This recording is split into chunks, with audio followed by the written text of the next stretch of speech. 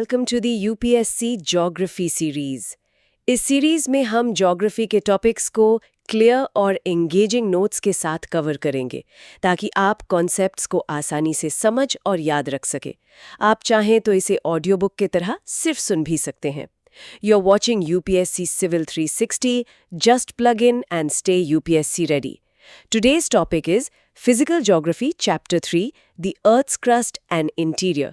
पृथ्वी के अंदर क्या है, ये जानना ज्योग्राफी की समझ के लिए आप कह सकते हैं फंडामेंटल है।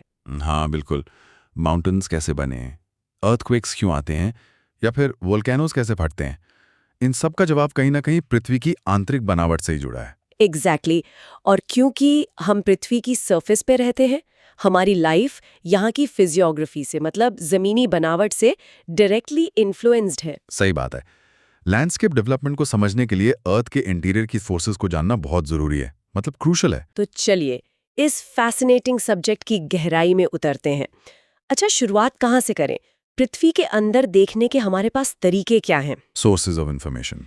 सबसे पहले तो शायद ये समझना इम्पॉर्टेंट है कि पृथ्वी के बिल्कुल अंदर तक जाकर देखना वो तो प्रैक्टिकली इम्पॉसिबल है ना? बिल्कुल, कम से कम आज की टेक्नोलॉजी के साथ तो संभव नहीं है। तो हमारी ज्यादातर जो नॉलेज है वो डायरेक्ट ऑब्जर्वेशन पर नहीं बल्कि इन्फेरेंसेस पर, मतलब अनुमानों पर बेस्ड है। अच्छा, डायरेक्ट सोर्सेज बहुत ही लिमिटेड हैं। डायरेक्ट सोर्सेज जैसे अगर हम डायरेक्ट सोर्सेज की बात करें तो जो सबसे गहरा ऑयल वेल खोदा गया है वो भी सिर्फ 8 किलोमीटर्स गहरा है। सिर्फ 8 किलोमीटर? हाँ, और दुनिया की जो डीपेस्ट माइन है साउथ अफ्रीका में, रॉबिन्सन डीप, वो भी 4 किलोमीटर से कम गहरी है। तो ये हमें बस ऊपरी सतह की ही सीधी जानकारी दे पाते हैं। माइनिंग के अलावा साइंटिस्ट ने कुछ बड़े साइंटिफिक प्रोजेक्ट्स भी चलाए हैं, जैसे डीप ओशन ड्रिलिंग प्रोजेक्ट और इंटीग्रेटेड ओशन ड्रिलिंग प्रोजेक्ट। हाँ, सुना है इनके बारे में। आर्कटिक ओशन में कोला पेनिनसुला पर जो ड्रिल हुआ वो अब तक का सबसे गहरा है, करीब 12 किलोमीटर्स। इनसे जो मटेरियल्स मिलते हैं उनका एनालिसिस हमें क्रस्ट के बारे में काफी इंपॉर्टेंट इंफॉर्मेशन देता है। और वोल्केनोज? वो भी तो अंदर से ही आते हैं। बिल्कुल। वोल्केनोज यानी ज्वालामुखी, वो भी एक डायरेक्ट सोर्स हैं।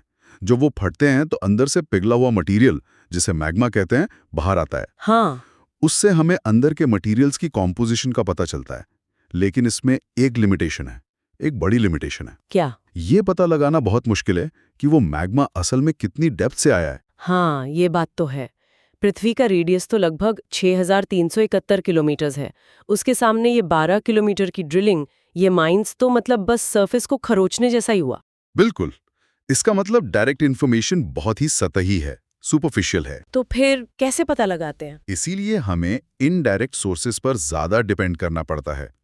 पृथ्वी का सेंटर तो 6371 किलोमीटर नीचे है, और वहां तक पहुंचना तो आप कह सकते हैं फिलहाल संभव नहीं है। तो हमें साइंटिफिक रीजनिंग और इनडायरेक्ट एविडेंस का सहारा लेना पड़ता है। Indirect sources. अच्छा, तो ये इनडायरेक्ट सोर्सेस क्या-क्या हैं? इनमें कई चीजें शामिल हैं, जैसे कि टेम्परेचर, प्रेशर और डेंसिटी के पैटर्न्स, मतलब गहराई के साथ ये कैसे बदलते हैं। ठीक है। फिर हैं अर्थक्वेक वेव्स, जिन्हें साइज्मिक वेव्स कहते हैं, उनका बिहेवियर, पृथ्वी पर गिरने वाले मीटियोर्स का एनालिसिस, मून का ऑब्जर्वेशन भी इसमें आता है। अच्छा, मून भी? हाँ, और पृथ्वी की उत्पत्ति मतलब ओरिजिन से जुड़े थियरीज भी हमें कुछ बताते हैं। ओके। इन्हें समझने के लिए हम 3 ब्रॉड कैटेगरीज में बांट सकते हैं। कौन-कौन सी? एक तो आर्टिफिशियल सोर्सेस, इसमें हम टेम्परेचर, प्रेशर, डेंसिटी जैसी प्रॉपर्टीज के एनालिसिस को रखते हैं। दूसरा, evidences from theories of origin of earth, पृथ्वी कैसे बनी वो सिद्धांत। हाँ। और तीसरा नेचुरल सोर्सेज, इसमें आते हैं वोल्केनिक इरप्शंस, अर्थक्वेक्स यानी साइस्मोलॉजी, और मीटियोर्स। 2 इनडायरेक्ट सोर्सेस का डिटेल्ड एनालिसिस। ओके, तो एक एक करके इन इनडायरेक्ट सोर्सेज को समझते हैं। सबसे पहले बात करते हैं टेम्परेचर की। ये कैसे बताता है कि अंदर क्या है? टेम्परेचर? देखिए, यह तो एक जाना माना फैक्ट है कि जैसे जैसे हम पृथ्वी की सतह से नीचे जाते हैं, टेम्परेचर बढ़ता जाता है। हाँ, ये तो सुना है। जो लोग माइंस में काम करते हैं वो इसे महसूस करते हैं। डीप वेल्स में मेजरमेंट से पता चलता है। और वोल्केनिक इरप्शंस या हॉट स्प्रिंग्स, ये सब इस बात का सबूत हैं कि अंदर बहुत ज्यादा गर्मी है। कितनी तेजी से बढ़ता है टेम्परेचर? एक रफ एस्टिमेट है कि शुरुआत में हर 32 मीटर्स की गहराई पर टेम्परेचर लगभग 1 डिग्री सी बढ़ जाता है। हर 32 मीटर्स पे 1 डिग्री। हाँ, इनिशियली। हालांकि जैसे जैसे गहराई बढ़ती है, टेम्परेचर बढ़ने की रेट थोड़ी धीमी होती जाती है। अच्छा, पर ये गर्मी आती कहाँ से है? अंदर ऐसा क्या है? इसके कई कारण माने जाते हैं। एक तो चट्टानों में जो रेडियो एक्टिव एलिमेंट्स होते हैं, उनके डिसइंटीग्रेशन से, मतलब उनके टूटने से हीट निकलती है। ओके। दूसरा, इंटरनल और एक्सटर्नल फोर्सेस का दबाव, जैसे ऊपर की चट्टानों का वजन, ग्रेविटेशनल पुल। और तीसरा, अंदर होने वाले कुछ केमिकल रिएक्शंस भी हीट पैदा करते हैं। ये इंटरेस्टिंग है। अगर अंदर टेम्परेचर इतना ज्यादा बढ़ता जाता है तो एक सवाल मन में आता है, क्या पृथ्वी का इंटीरियर पूरी तरह से लिक्विड या गैस स्टेट में नहीं होना चाहिए? हाँ, ये सवाल आना बिल्कुल स्वाभाविक है। लगता तो यही है कि सब पिघल जाना चाहिए, है ना? लेकिन यहीं पर प्रेशर का रोल आता है। जैसे टेम्परेचर बढ़ता है, वैसे ही डेप्थ के साथ प्रेशर भी भयानक रूप से बढ़ता है। कितना ज्यादा? आप अंदाजा लगाइए कि सरफेस की एटमॉस्फेरिक प्रेशर से लाखों गुना ज्यादा। अरे बाप रे। तो इस जबरदस्त प्रेशर की वजह से अंदरूनी कोर की रॉक्स हाई टेम्परेचर के बावजूद पूरी तरह लिक्विड की तरह बहने की बजाय सॉलिड जैसी प्रॉपर्टीज दिखाती हैं। सॉलिड जैसी? मतलब सॉलिड नहीं? ऐसा माना जाता है कि वो शायद प्लास्टिक स्टेट में है। मतलब उनमें इलास्टिसिटी तो है, पर वो बहती नहीं है। हाँ। लगभग 2900 किलोमीटर की डेप्थ तक चट्टानें सॉलिड ही लगती हैं। अच्छा। हाँ, लेकिन अगर कभी किसी वजह से ऊपर की चट्टानों का प्रेशर कम हो जाए, मान लीजिए क्रस्ट में कोई क्रैक आ गया, हाँ। तो अंदर की ये दबी हुई रॉक्स मेल्ट होकर फ्लूइड बन सकती हैं और मैग्मा के रूप में सरफेस पर आने की कोशिश करती हैं। यही वॉल्केनिक करप्शन में होता है। समझ गई। तो टेम्परेचर और प्रेशर एक दूसरे को बैलेंस करते हैं एक तरह से। अब बात करते हैं डेंसिटी की। ये कैसे क्लू देती है डेंसिटी? देखिए, न्यूटन्स लॉज ऑफ ग्रेविटी के कैलकुलेशन से पता चलता है कि पूरी अर्थ की एवरेज डेंसिटी करीब 5.5 ग्राम्स पर क्यूबिक सेंटीमीटर है। 5.5 GM CM क्यूब। ठीक है। लेकिन अगर हम सरफेस की चट्टानों को देखें तो उनकी एवरेज डेंसिटी सिर्फ 2.7 GM CM क्यूब के आसपास होती है। ओ, ये तो एवरेज से काफी कम है। बिल्कुल। ये डिफरेंस साफ बताता है कि पृथ्वी के अंदरूनी हिस्से में डेंसिटी जरूर ज्यादा होगी। इंटीरियर में बहुत डेंस रॉक्स होनी चाहिए जिनकी डेंसिटी 8 से 10 GM CM क्यूब तक हो सकती है। और कोर का बिल्कुल सेंट्रल पार्ट तो और भी ज्यादा डेंस होगा, ऐसा अनुमान है। तो ये हाई डेंसिटी क्यों है? इसके दो मुख्य कारण माने जाते हैं। एक तो ये कि कोर में भारी मेटल्स जैसे निकल, Na और आयरन Fe कॉन्सेंट्रेटेड है। अच्छा, भारी धातु है। हाँ। और दूसरा, ऊपर की लेयर्स का इमेंस प्रेशर जो नीचे के मटेरियल को बहुत ज्यादा दबाता है। और प्रेशर का डेंसिटी के अलावा और क्या रोल है? मतलब प्रेशर के बारे में और क्या पता है? प्रेशर जैसा हमने देखा टेम्परेचर और डेंसिटी की तरह प्रेशर भी डेप्थ के साथ लगातार बढ़ता ही जाता है। अब ये क्यों बढ़ता है? इसके दो एक्सप्लेनेशन सोचे जाते हैं। या तो ये सिंपली ऊपर की लेयर्स के वेट के कारण है जो नीचे की लेयर्स को दबा रही हैं। ठीक है। या फिर ये पृथ्वी की बनने के समय से ही ऐसा है कि अंदरूनी हिस्से हेवियर मटेरियल से बने हैं और प्रेशर में होने वाले चेंजेस सरफेस के फिजिकल फीचर्स को भी इन्फ्लुएंस करते हैं। ठीक है। अब बात करते हैं ग्रेविटेशन फोर्स की। ग्रेविटी हमें इंटीरियर के बारे में कैसे बताती है? Gravitation force G। देखिए, पृथ्वी की ग्रेविटी सरफेस पर हर जगह एग्जैक्टली सेम नहीं होती। अच्छा, मुझे लगा था सेम होती है। नहीं, ये पोल्स पर थोड़ी ज्यादा होती है और इक्वेटर पर थोड़ी कम। ऐसा क्यों? इसका कारण है कि अर्थ परफेक्टली स्फेरिकल नहीं है, थोड़ी चपटी है पोल्स पर। तो इक्वेटर पर सेंटर से दूरी पोल्स की तुलना में थोड़ी ज्यादा है। डिस्टेंस ज्यादा तो ग्रेविटी थोड़ी कम। ओके। लेकिन ग्रेविटी सिर्फ शेप पर ही नहीं बल्कि पृथ्वी के अंदर मास के डिस्ट्रीब्यूशन पर भी डिपेंड करती है। अगर कहीं अंदर ज्यादा डेंस मटेरियल है तो वहां ग्रेविटी थोड़ी अलग होगी। हाँ। यही कॉन्सेप्ट आता है ग्रेविटी एनॉमली का। ग्रेविटी एनॉमली, ये क्या है? ये किसी जगह पर ऑब्जर्व की गई ग्रेविटी और वहां थ्योरेटिकली एक्सपेक्ट की जाने वाली ग्रेविटी के बीच का डिफरेंस होता है। मतलब जितनी ग्रेविटी होनी चाहिए और जितनी असल में है उसका अंतर। अच्छा। ग्रेविटी एनॉमली की स्टडी हमें क्रस्ट में मास के डिस्ट्रीब्यूशन के बारे में बताती है और ये भी कि कहीं नीचे मॉल्टन मटेरियल है या नहीं, इसके बारे में इनडायरेक्ट इन्फॉर्मेशन देती है। और मैग्नेटिक सर्वेस, पृथ्वी के मैग्नेटिज्म से क्या पता चलता है? मैग्नेटिक सर्विस, हमारी पृथ्वी एक बहुत बड़े मैग्नेट की तरह बिहेव करती है। इसका अपना मैग्नेटिक फील्ड है। हाँ, वो तो कंपास से पता चलता है। बिल्कुल। ऐसा माना जाता है कि अर्थ का जो लिक्विड आउटर कोर है उसमें मॉल्टन आयन घूमता रहता है और इसी मूवमेंट से इलेक्ट्रिक करंट्स पैदा होते हैं जो इस मैग्नेटिक फील्ड को जनरेट करते हैं। अच्छा, तो ये कोर की वजह से है? हाँ, मेनली ये फील्ड मैग्नेटिक पोल्स पर स्ट्रॉन्गेस्ट होता है, जो ज्योग्राफिक पोल से थोड़े अलग होते हैं। इंटरेस्टिंगली, पृथ्वी का मैग्नेटिक फील्ड स्टेबल नहीं है, ये समय के साथ चेंज होता रहता है। मैग्नेटिक सर्वेस करके हम क्रस्टल पोर्शन में मैग्नेटिक मटेरियल्स के डिस्ट्रीब्यूशन का पता लगा सकते हैं। इससे हमें सरफेस के नीचे मटेरियल्स की नेचर के बारे में जानकारी मिलती है। अब आते हैं मीटियोराइट्स पर, यानी उल्कापिंडों पर। ये तो अंतरिक्ष से आते हैं, ये पृथ्वी के इंटीरियर के बारे में कैसे बता सकते हैं? ये थोड़ा अजीब लगता है। मीटियोराइट्स? हाँ, लगता तो है। देखिए, मीटियोराइट्स स्पेस डिब्रीज के टुकड़े होते हैं जो पृथ्वी के एटमॉस्फेयर में एंटर करते हैं। ज्यादातर तो फ्रिक्शन से जल जाते हैं, जिन्हें हम टूटता तारा कहते हैं। हाँ। लेकिन कुछ बड़े और भारी टुकड़े जिनकी बाहरी परत जल जाती है, वो बचकर पृथ्वी की सतह तक पहुंच जाते हैं। ये मीटियोराइट्स कहलाते हैं। ठीक है। जब साइंटिस्ट इन मीटियोराइट्स को एग्जामिन करते हैं तो पाते हैं कि ये मोटे तौर पर दो तरह के होते हैं। एक तो रॉक वाले, स्टोनी, और दूसरे मेटल्स वाले, मेटालिक। रॉक और मेटल्स? हाँ, और मेटालिक मीटियोराइट्स में मुख्य रूप से भारी मेटल्स जैसे आयरन और निकल पाए जाते हैं। अच्छा। तो इसका पृथ्वी से क्या कनेक्शन? कनेक्शन ये है कि माना जाता है कि मीटियोराइट्स और हमारी पृथ्वी दोनों सोलर सिस्टम के फॉर्मेशन के दौरान लगभग एक ही समय पर एक जैसे मटेरियल से बने थे। तो इसलिए मीटियोराइट्स के कॉम्पोजिशन देखकर हम अंदाजा लगा सकते हैं कि पृथ्वी के कोर में भी इसी तरह के हेवी मटेरियल्स यानी आयरन और निकल मौजूद होंगे। ये एक तरह से पृथ्वी के कोर का सैंपल है जो हमें अंतरिक्ष से मिला है। ये तो वाकई दिलचस्प है। कॉस्मिक लेफ्टओवर्स हमें अपनी ही पृथ्वी के बारे में बता रहे हैं। अच्छा, मून का क्या रोल है इसमें? आपने कहा था मून भी सोर्स है। द मून, हाँ। पृथ्वी के इंटीरियर के बारे में कुछ शुरुआती जानकारी मून की स्टडी से भी मिली थी। देखिए, मून का जो ऑर्बिट है वो पृथ्वी के मास पर डिपेंड करता है। हाँ, ग्रेविटी की वजह से। बिल्कुल, मास और ग्रेविटेशन में सीधा संबंध है। तो मून की मूवमेंट्स और पृथ्वी से उसकी दूरी को एक्यूरेटली मेजर करके साइंटिस्ट पृथ्वी के टोटल मास का अंदाजा लगा पाए, और ये मास फिर डेंसिटी कैलकुलेशंस में काम आया। समझ गए, इनडायरेक्टली हेल्प की मून ने। हाँ, और पृथ्वी की उत्पत्ति के थ्योरीज वो कैसे रेलेवेंट है? Evidence from theories. पृथ्वी की उत्पत्ति के जो मॉडल्स हैं वो ये मानते हैं कि शुरुआत में पृथ्वी एक गर्म पिघले हुए गोले जैसी थी, मतलब वॉलेटाइल स्टेट में। जैसे जैसे ठंडी हुई, डेंसिटी के अनुसार मटेरियल्स अलग होने लगे। इस प्रोसेस को डिफरेंशिएशन कहते हैं। डिफरेंशिएशन? हाँ, मतलब चीजों का अलग अलग हो जाना।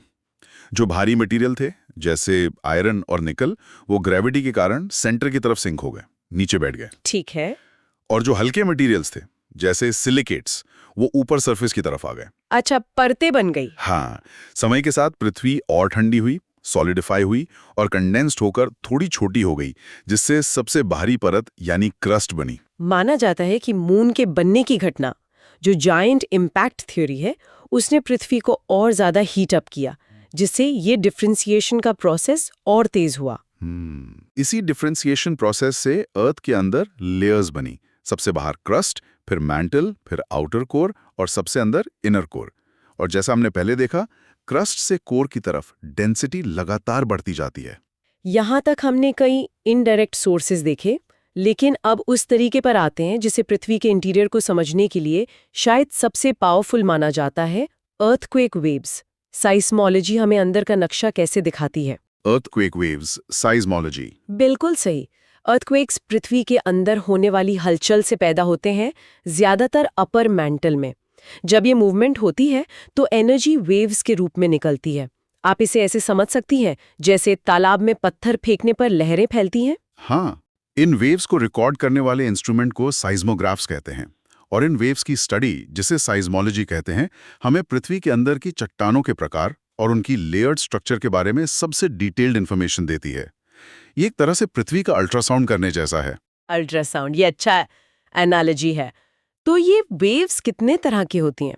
अर्थक्वेक वेव मुख्य रूप से दो प्रकार की होती हैं, बॉडी वेव्स और सरफेस वेव्स। बॉडी वेव्स, ये वेव्स अर्थक्वेक के फोकस यानी ओरिजिन पॉइंट से निकलकर पृथ्वी के अंदरूनी हिस्से, मतलब बॉडी से होकर ट्रैवल करती हैं। अंदर से जाती हैं ये? हाँ, ये भी दो तरह की होती हैं, पी वेव्स और S waves. P waves primary, P मतलब प्राइमरी, क्योंकि ये सबसे पहले पहुंचती हैं। ये लॉन्गिट्यूडनल वेव्स होती हैं, जैसे साउंड वेव्स।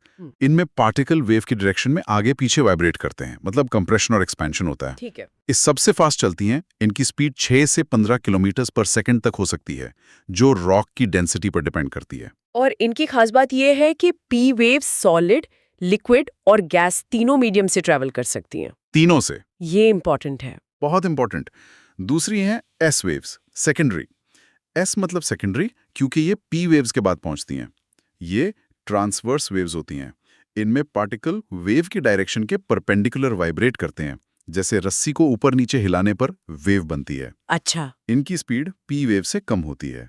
और सबसे इंपॉर्टेंट बात, एस वेव्स सिर्फ सॉलिड से ट्रैवल कर सकती हैं, लिक्विड्स या गैसेस से नहीं गुजर सकती। सिर्फ सॉलिड से? ये तो बहुत बड़ा क्लू हुआ। बिल्कुल। ये पी और एस वेव्स हुई बॉडी वेव्स। दूसरी कैटेगरी है सरफेस वेव्स। सरफेस वेव्स जब बॉडी वेव्स पृथ्वी की सरफेस तक पहुंचती हैं और सरफेस रॉक से इंटरैक्ट करती हैं, तो एक नए सेट की वेव्स जनरेट होती हैं, जिन्हें सरफेस वेव्स कहते हैं। ये पृथ्वी की सरफेस के साथ साथ ट्रैवल करती हैं। अच्छा, ये सरफेस पर चलती हैं? हाँ, ये बॉडी वेव्स से स्लो होती हैं, लेकिन ज्यादा डिस्ट्रक्शन करती हैं अर्थक्वेक्स के दौरान। इनमें एल वेव्स, लव वेव्स और रेली वेव्स प्रमुख हैं। एल वेव्स ये ट्रांसवर्स वेव्स हैं जो सरफेस तक लिमिटेड रहती हैं। इनकी वेलोसिटी करीब 3.5 किलोमीटर होती है और ये अर्थक्वेक्स के दौरान सबसे ज्यादा नुकसान पहुंचाती हैं। ओके, तो इन वेव्स के बिहेवियर से कैसे पता चलता है अंदर क्या है? Wave behaviour. देखिए, इन वेव्स का बिहेवियर ही हमें अंदर के बारे में बताता है। पहली चीज, इनकी स्पीड रॉक की डेंसिटी के साथ बदलती है। डेंसर मटेरियल में वेव्स तेज चलती हैं। अच्छा। दूसरी, जब ये वेव्स अलग अलग डेंसिटी वाले मटेरियल की बाउंड्री से टकराती हैं, तो वे रिफ्लेक्ट होती हैं, मतलब टकराकर लौटती हैं, या रिफ्रैक्ट होती हैं, मतलब मुड़ जाती हैं। उनकी डायरेक्शन बदल जाती है, जैसे लाइट प्रिज्म से गुजरने पर बेंड होती है। हाँ, रिफ्रैक्शन। बिल्कुल। तो इन रिफ्लेक्शंस और रिफ्रैक्शंस को स्टडी करके साइंटिस्ट्स अंदर की बाउंड्रीज का पता लगाते हैं। और शैडो जोन्स का क्या कॉन्सेप्ट है? ये कैसे लेयर्स का पता देते हैं? ये बहुत सुना है, शैडो जोन्स। हाँ, शैडो जोन्स बहुत महत्वपूर्ण हैं। ये पृथ्वी पर वो एरियाज होते हैं जहां किसी पर्टिकुलर अर्थक्वेक की साइज्मिक वेव्स सीज्मोग्राफ पर रिकॉर्ड नहीं होती। मतलब उन जगहों पर वो वेव्स पहुंचती नहीं है। अच्छा, पहुंचती क्यों नहीं? यही तो राज छुपा है। इन शैडो जोन्स का पैटर्न हमें पृथ्वी की इंटरनल लेयर्स के बारे में क्रूशियल इंफॉर्मेशन देता है। देखिए, S wave shadow zone. Scientist ने ऑब्जर्व किया कि अर्थक्वेक के फोकस से 103 डिग्री एंगुलर डिस्टेंस के बाद एस वेव्स कहीं भी रिकॉर्ड नहीं होती। 103 डिग्री के बाद? बिल्कुल नहीं। बिल्कुल नहीं। 103 डिग्री से लेकर 180 डिग्री तक का पूरा एरिया एस वेव्स के लिए शैडो जोन है। अब याद कीजिए, एस वेव्स किससे नहीं गुजर सकती? लिक्विड से। एग्जैक्टली। तो ये ऑब्जर्वेशन इस बात का पुख्ता सबूत था कि पृथ्वी का आउटर कोर लिक्विड या सेमी लिक्विड स्टेट में है, जो एस वेव्स को रोक देता है। वाओ, ये तो कमाल का डिडक्शन है ना? अब पी वेव्स का देखिए। P wave shadow zone. P waves liquid से गुजर सकती हैं, लेकिन वो भी आउटर कोर से गुजरते समय रिफ्लेक्ट होती हैं, मतलब मुड़ जाती हैं। इसके कारण फोकस से 103 डिग्री और 142 डिग्री एंगुलर डिस्टेंस के बीच एक बेल्ट बनती है, जहां डायरेक्ट पी वेव्स रिकॉर्ड नहीं होती। 103 से 142 डिग्री तक। हाँ, ये पी वेव शैडो जोन कहलाता है। हालांकि 142 डिग्री के बाद पी वेव्स फिर से रिकॉर्ड होती हैं, जो कोर से गुजरकर आई होती हैं। ये शैडो जोन हमें कोर की बाउंड्री, उसकी डेंसिटी और स्टेट के बारे में और जानकारी देता है। 3. पृथ्वी के आंतरिक भाग की संरचना, structure of the earth's interior. तो इन साइस्मिक वेव्स के रिफ्लेक्शन, रिफ्रैक्शन, स्पीड चेंजेस और खासकर ये शैडो जोन्स के एनालिसिस से ये तस्वीर बिल्कुल साफ हो जाती है कि पृथ्वी अंदर से एक जैसी नहीं है, बल्कि इसमें अलग-अलग डेंसिटी और प्रॉपर्टीज वाली लेयर्स हैं। बिल्कुल। साइस्मोलॉजी ने ही हमें इन लेयर्स की एग्जैक्ट लोकेशन, डेप्थ, थिकनेस और उनकी फिजिकल और केमिकल प्रॉपर्टीज को समझने में सबसे ज्यादा मदद की है। मोटे तौर पर पृथ्वी के इंटीरियर को हम 3 मेन कंसेंट्रिक लेयर्स में बांट सकते हैं। 3 मुख्य परतें। हाँ, सबसे बाहर क्रस्ट, बीच में मैंटल और केंद्र में कोर। इसकी तुलना अक्सर एक उबले अंडे से की जाती है। हाँ, बॉइल्ड एग।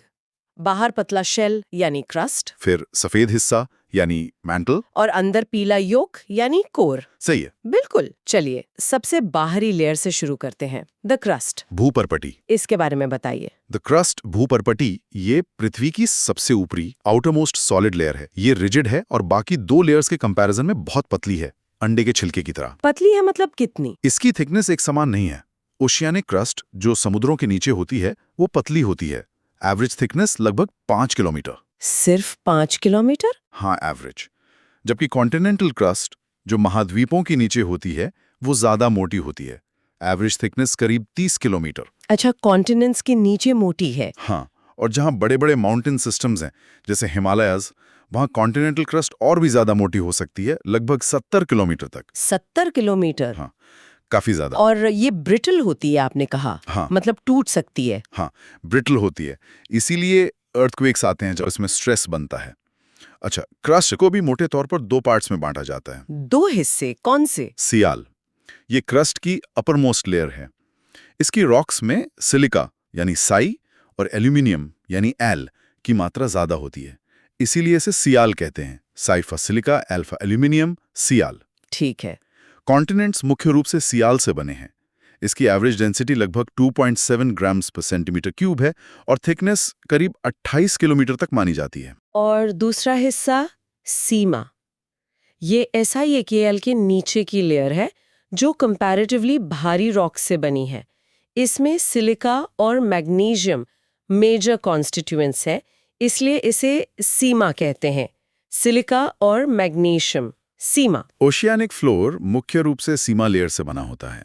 इसकी एवरेज थिकनेस 6 to 7 किलोमीटर और डेंसिटी करीब 3.0 ग्राम सेंटीमीटर क्यूब होती है, मतलब सियाल से थोड़ी ज्यादा डेंस। तो ये सियाल और सीमा मिलाकर पूरी क्रस्ट बनाते हैं। हाँ, इनकी टोटल थिकनेस 70 किलोमीटर से ज्यादा नहीं होती और यह पृथ्वी के टोटल वॉल्यूम का सिर्फ 1% हिस्सा है। सिर्फ 1%? पर सारी जियोलॉजी तो यहीं होती है। बिल्कुल, सुनने में कम लगता है, पर नेचर की सारी एक्टिविटीज, पहाड़ बनना, नदियां बहना, जीवन, सब इसी शैलो क्रस्ट पर होता है। क्रस्ट के ठीक नीचे शुरू होता है मैंटल, प्रवार।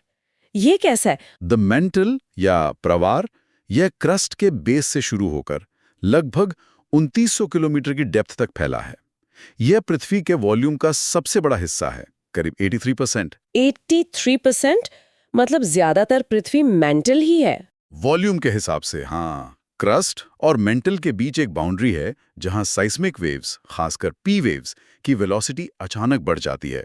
लगभग 6.4 किलोमीटर से 8 किलोमीटर हो जाती है। अच्छा, एकदम से जंप। हाँ, इस डिस्कंटिन्यूटी को मोहरोविचिच डिस्कंटिन्यूटी या शॉर्ट में मोहो कहते हैं। इसके डिस्कवरर के नाम पर यह क्रस्ट के अंत और मेंटल की शुरुआत को मार्क करती है। मोहो डिस्कंटिन्यूटी, ठीक है। और मेंटल बना किस चीज से है? मेंटल की कॉम्पोजिशन क्रस्ट से अलग है। ये ज्यादा डेंस और हैवी मटेरियल से बना है। इसमें ऑक्सीजन, सिलिकॉन के अलावा आयरन और मैग्नीशियम की मात्रा ज्यादा होती है। इसकी एवरेज डेंसिटी भी डेप्थ के साथ बढ़ती है, 3.5 ग्राम सीएम क्यूब से 5.5 ग्राम सीएम क्यूब तक। और टेम्परेचर? टेम्परेचर यहाँ काफी ज्यादा होता है, 900 डिग्री सेल्सियस से लेकर 2200 डिग्री सेल्सियस तक। इस टेम्परेचर पर रॉक्स पिघलकर मैग्मा बनाती हैं। तो क्या मेंटल लिक्विड है? पूरी तरह नहीं। स्टेट की बात करें तो अपर मैंटल का कुछ हिस्सा और लोअर क्रस्ट ऊपर की लेयर्स के प्रेशर के कारण मोस्टली सॉलिड रहता है। लेकिन मैंटल के अपर पार्ट में लगभग 100 से 400 किलोमीटर के डेप्थ पर एक जोन है जहां रॉक्स हाई टेम्परेचर और प्रेशर के कारण पार्शली मोल्टन या प्लास्टिक जैसी स्टेट में है। पूरी तरह पिघली नहीं, पर बहने लायक। अच्छा, सेमी लिक्विड जैसा। हाँ, कुछ वैसा। इसे अस्थिमोस्फियर कहते हैं। अस्थिनो का मतलब होता है वीक। ये जोन बहुत इंपॉर्टेंट है क्योंकि यही वो मेन सोर्स है जहां से वॉल्केनिक एरप्शंस के लिए मैग्मा आता है।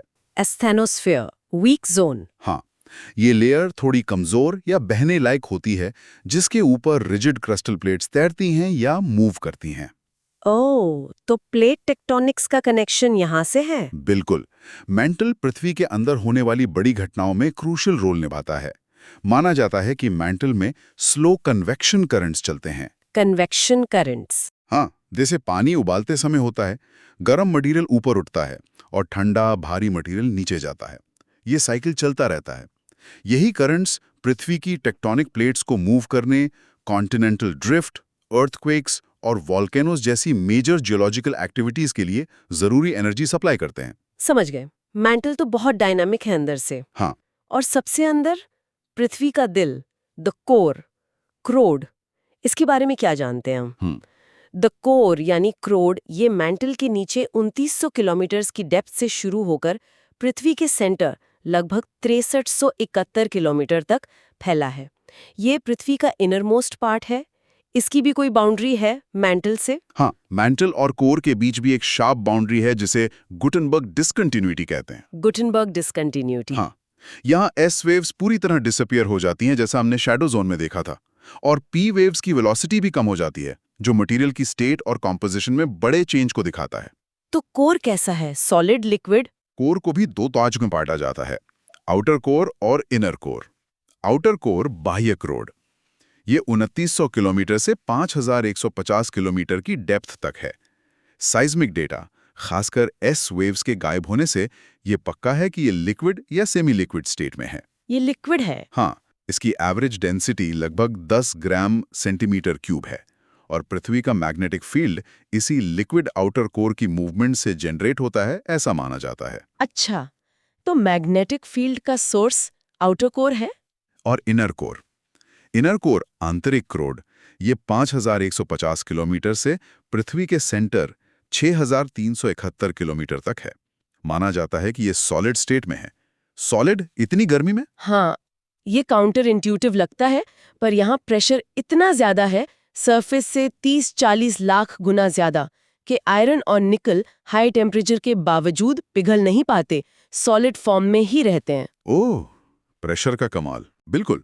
आउटर और इनर कोर की बाउंड्री पर पी वेव की वेलोसिटी फिर से बढ़ जाती है, जो सॉलिड स्टेट को इंडिकेट करता है। इनर कोर की डेंसिटी सबसे ज्यादा है, 12 से 13 ग्राम SCM क्यूब के बीच। सबसे डेंस? हाँ, वॉल्यूम के हिसाब से कोर पृथ्वी का लगभग 16% है, लेकिन मास के हिसाब से यह पृथ्वी का टोटल मास का करीब 32% है, क्योंकि ये बहुत डेंस है।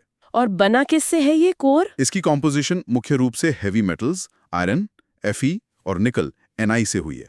इसीलिए इस जोन को नाइफ भी कहते हैं। नाइफ और निकल, Fa फॉर फेरस, आयरन। हाँ, इसे बैरिस्फीयर भी कहा जाता है। बैरी मतलब हैवी स्फीयर। नाइफ या बैरिस्फीयर, ठीक है। तो अगर हम पूरी संरचना को एक बार फिर से समराइज करें फटाफट। जरूर। तो पृथ्वी की 3 मेन लेयर्स हैं। एक, सॉलिड क्रस्ट, सबसे पतली बाहरी परत 5 to 70 किलोमीटर डीप। 2 सब लेयर्स, ऊपरी कॉन्टिनेंटल क्रस्ट सियाल और निचली ओशियानिक क्रस्ट सीमा। मेंटल से मोह डिस्कंटिन्यूटी इसे अलग करती है। ठीक है। 2, मेंटल, बीच की सबसे मोटी परत, मोह से 2900 kilometre deep, iron magnesium rich silicate rocks. ऊपर एस्क्नोस्फेयर प्लास्टिक, बाकी ज्यादातर सॉलिड लेकिन गर्म। इसमें कन्वेक्शन करंट्स चलते हैं। कोर से गुटेनबर्ग डिसकंटिन्यूटी इसे अलग करती है। इसे upper mantle, transition zone, lower mental में बांटते हैं। ओके, और तीसरा? 3, मेटालिक कोर, नाइफोबैरिस्फीयर, सबसे अंदरूनी परत 2900 किलोमीटर से सेंटर तक, मेनली आयरन और निकल। 2 पार्ट्स, लिक्विड आउटर कोर जो मैग्नेटिक फील्ड पैदा करता है, और सॉलिड इनर कोर जो प्रेशर के कारण सॉलिड है। डेंसिटी लगातार सेंटर की तरफ बढ़ती जाती है। ये था आज का UPSC ज्योग्राफी का एपिसोड। अगर आपको ये फॉर्मेट हेल्पफुल लगा तो इसे लाइक और शेयर जरूर करें, ताकि और एस्पिरेंट्स भी बेनिफिट ले सकें। मिलते हैं अगले एपिसोड में एक और इम्पॉर्टेंट टॉपिक के साथ। धन्यवाद और जय हिंद।